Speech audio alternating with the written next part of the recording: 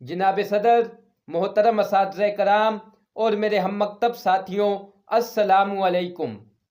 مجھے آج جس موضوع پر لب کشائی کا موقع ملا ہے وہ موضوع ہے لیلۃ القدر کے فضائل و اہمیت۔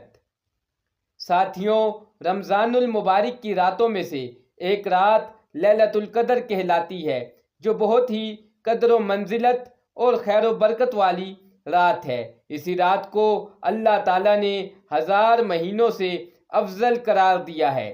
1000 مہینے کے 83 برس 4 ماہ بنتے ہیں، یعنی جس شخص کی یہ ایک رات عبادت میں گزری اس نے 83 برس 4 ماہ کا زمانہ عبادت میں گزارا، اور 83 برس 4 ماہ کا زمانہ کم از کم ہے، کیونکہ خیر من الف شہر کہہ کے اس امر کی طرف اشارہ فرمایا گیا ہے کہ اللہ کریم جتنا زائد اجر عطا فرمانا چاہے گا عطا فرمائے گا۔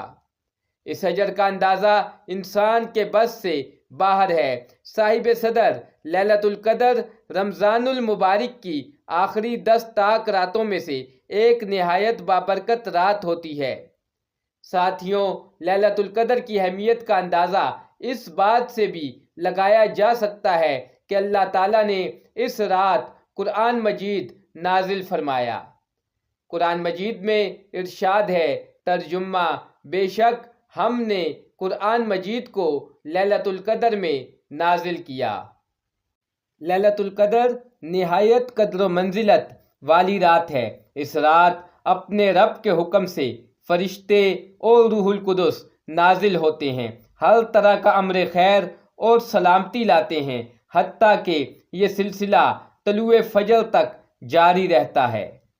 پیارے ساتھیوں، آپ صلی اللہ علیہ وسلم کے امتی ہونے کی وجہ سے اللہ تعالیٰ کا یہ احسان عظیم ہے کہ اس نے عمر کے مختصر حصے میں ہمیں زیادہ سے زیادہ ثواب حاصل کرنے کی سہولت عطا فرمائی۔ ہم سب مسلمانوں کو چاہیے کہ اس عظیم رات سے فائدہ اٹھائیں اور اپنے گناہوں کی بخشش کروا لیں۔ شکریہ۔